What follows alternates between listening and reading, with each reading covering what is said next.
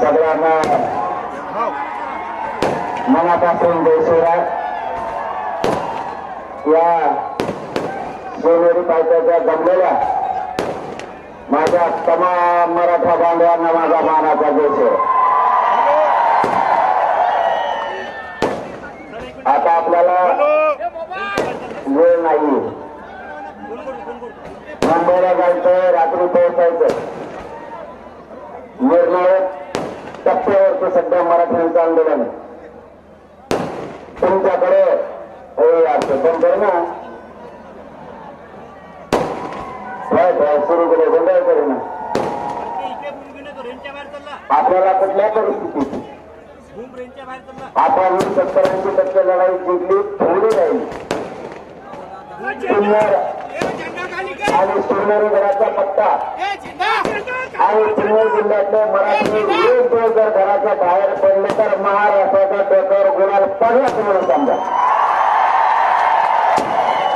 तुमच्यावरती एकच जबाबदारी देऊन पुढे लगेच जातो.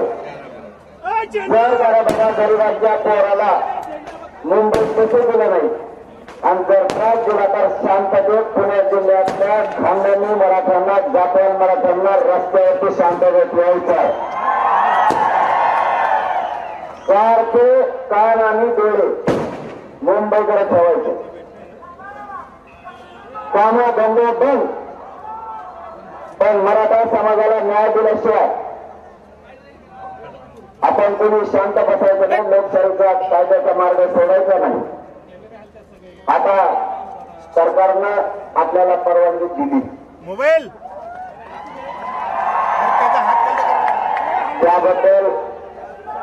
त्याबद्दल आपण न्यायालयाचं आणि सरकारचं मनापासून समाजाच्या वतीनं कौतुक केलं.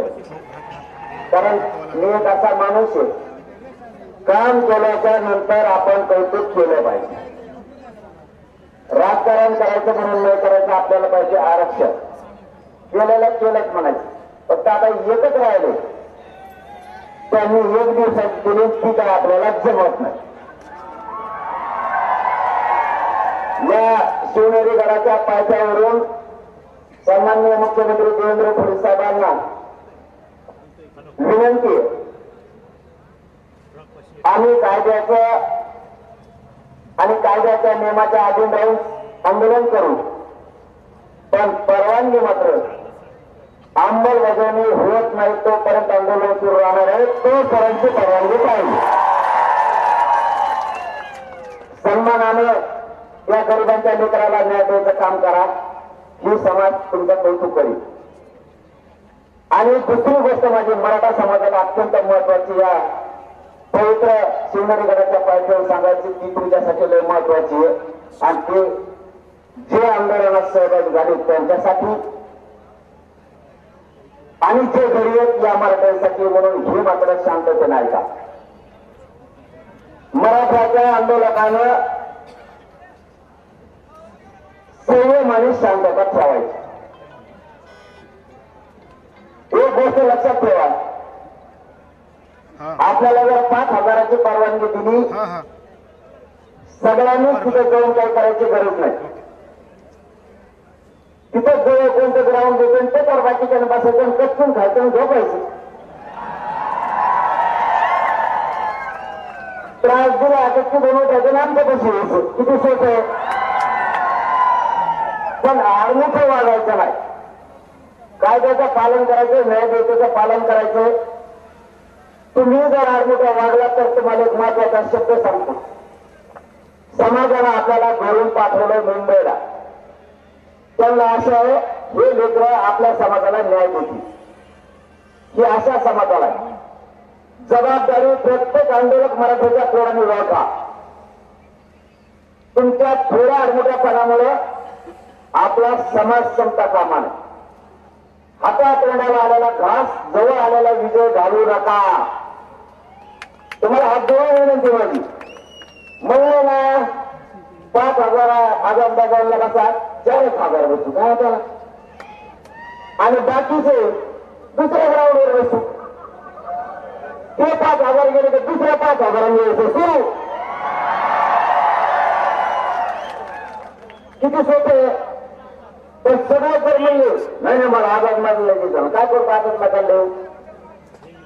भावना समजून घ्या आणि संयम समजून घ्या. या संयमामुळे 70 वर्षात न मिळणार आरक्षण 3 करोड मराठ्यांना आरक्षण दिलं आपण आतापर्यंत. तुमच्याकडून मला काही अपेक्षा नाही.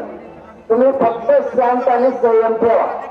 पोलीस जर म्हणले फक्त 5,000चा बाकीची दबासा कधीच बसायचं मांडी झाली. तुम्हाला काय करायचं मी हल्ला का मग तुम्ही शंका घ्या. तुम्हीच गेले आणि तिकडे समुद्रातून तुम्ही गावाकडे गेले मग नाही ठेवा. आपले कोणी ना कोणी मांडी घालून बसलोय ना इतकं चापाळ बुद्धी ठेवायची. आता आडमोठा धंदा बस. आपल्याला कोणी उचकित आपण हतमंत राहायचं धावून यायची तेव्हा काय मग काय होतं. आता ही ग्रामीण भाषा इंग्रजी मध्ये घोडे लावले. आता काय करावं अशी भाषा आहे खेड्यापाडीचा तिला काय करावं. आता मी काय ये शिस्तर मध्ये नाही मला काय ज्येष्ठ होता जन्म नाही म्हणून मला शुद्ध होईन चांगली भाषा. मी खेड्यापाड्यातलं कष्ट करणारे शेतकरी अस्सल मराठ्यांची आवडत पैदा समाज. मी आपलं इमानदारीनं करतो इमानदारीनं बोलतो आणि त्यांचं दुःख बघतो. ते म्हणजे ते मॅनेज करून व्हायना नाही पाहिजे मला पदन पैसे काय म्हणून नाही तुझं. म्हणून मराठ्याचे लोक समजून घ्या. हे संदेश आंदोलनात सहभागी झालेल्या प्रत्येक मराठ्याच्या पोरासाठी आहे आणि खरी असणाऱ्या मराठ्यांसाठी. त्यांनी डाव केलाच ना 5,000 बसू. बाकीचे ते म्हणले की दवासा तिथं जवळच ग्राउंड आहे. पण तुम्ही मुंबईतच हे लक्षात ठेवा. बारी एक दिवस उशीर होतो काय फरक पडला. आपलं तुम्हाला सगळ्याला माहिती आहे. मीडियासमोर बोलायचा विषय नाही. आज जवळपास 7-8 टप्पे आपण केलेले आंदोलन ठेवले कारण जिंकायचंय म्हणून. तर दिला मागचं गबाळ महाराष्ट्रातलं मुंबईत आलंच म्हणून समजायचं. उठून लावलं त्रास दिला की राहिलेल्या मावल्या सुद्धा आल्या म्हणून समजायचं. आणि लय त्रास दिला झोपाटलं झिपटलं महाराष्ट्रात त्यात फिरून देतात नाही मावल्या करोडो मराठी रस्त्यावर पण शांतते. त्यामुळे टेन्शन घ्यायची गरज नाही आणि कायदा सोडायचा नाही. आणि पोलिसांना सहकार्य करायचं काय होतं ते आपलेच आहेत. त्यांना आपण वाटत आपल्या पोराचं कल्याण म्हणून पण काय करते दिवस धट्टे नाही लावू तर त्यांनाही गोड लागत असेल मनातले मनात आणि आपल्या पोराचं कल्याण होणार आहे. कारण इथं कसाच पैसे लागायचे शिकायला आता. आणि तो झाला पोलीस तो झाला तहसीलदार तर त्याचं पोरगण पोरगी होईल कशावर. त्यासाठी आरक्षण लागतं हे त्याला मी मनातल्या मनात पटतंय. ते गाड्या लावतोय म्हणा मागून ते गाड्या लावतोय ड्युटी करतोय पण गाड्या बी लावतोय गरिबासाठी. ही लढाई सगळ्यांनी हातात घेतली. फक्त आता आपल्यावर अवलंबून आहे. समजतंय ते बंदी पडलेलं आपण इतका संयम धरा किती उचकिलं तरी उचकायचं नाही.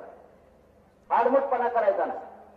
आपल्या अर्धे पुढे गेले ना म्हणा गेले आम्ही आहे तिथे ते अर्धे बाहेर आले तुम्ही जा नंबरशीर एकदाच सगळे घुसायचं म्हणलं तर त्यांना पोट दुखत. त्याच्यामुळे आपण पोट दुखून द्यायचं नाही. सोडा खाता सोडा गोळ्या गाळ्या सगळं ठेवायचं. पोट दुखा लागलं की गोळी द्यायची काय ते माझ्या सगळं डोकं लावतो. मी मुंबई सोडित नाही आता काही झालं तर सोडित नाही. फक्त एकमेकाला सांगा इथं एवढे बसलेले जास्त मी लाखो जण या लाखो बांधवांना माझं सांगणं आहे. कुणी जर म्हणला की मी जाणारच होतं त्याला समजून सांगा गप्पी बसलो आम्ही बसायलो. तो काही एकटा शहाणा नाही. काही आपले भाव तिथं लढतेत काही भाव इथं लढतेत आणि काही भाव गावाकडे. त्यांना गाव सांभाळायचंय तालुका सांभाळायचा जिल्हा सांभाळायचा आहे. आंदोलनाचे टप्पे त्याप्रमाणे त्याला हे करायचं. आता काही निघणार आहे काही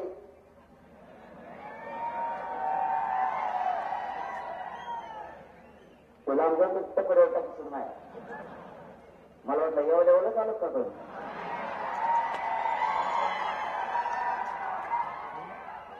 ते सध्या लांबच झेलत आहे. लांब प्रवासाला लांब झेलत त्या नादी लागला तोच होत असतं. मी सोपा नाही.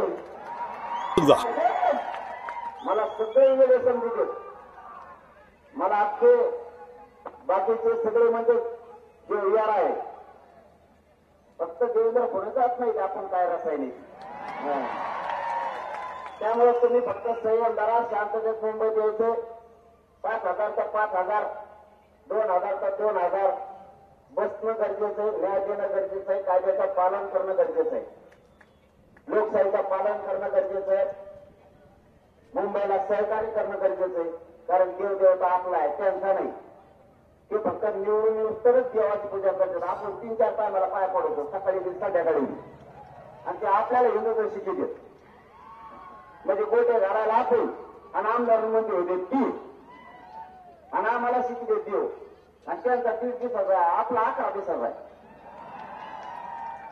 परातीत घेते निघाला गिरगाव चौपाटीवर, त्याला म्हणलं कमवून ते म्हणतो तिला लय गडबड असते, त्याच्यामुळे यांचा 1.5 दिवसाचा आणि आमचा 11 दिवसाचा. अरे आम्ही 3 महिन्याचा करो खानदानी दमे आमच्यात. पण लेकरं बाळा सुद्धा मोठं करणं जबाबदारी. त्यामुळे तुम्ही एवढीच गोष्ट आता सांभाळा. जर आता मुंबईकर निघालं आणि ते जर म्हणले 5,000 बसा, बाकी त्याला जे जाऊन दिलं ना धडाधड गाड्या लावून गाड्यात झोपा.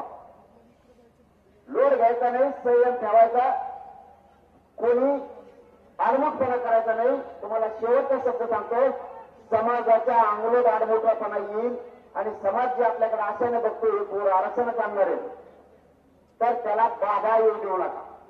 तुम्ही फक्त शांत राहा. तुमचा कोण वाकडा करताय ना तुम्ही बघताय ना, तुम्ही फक्त शांत राहा. चला धन्यवाद.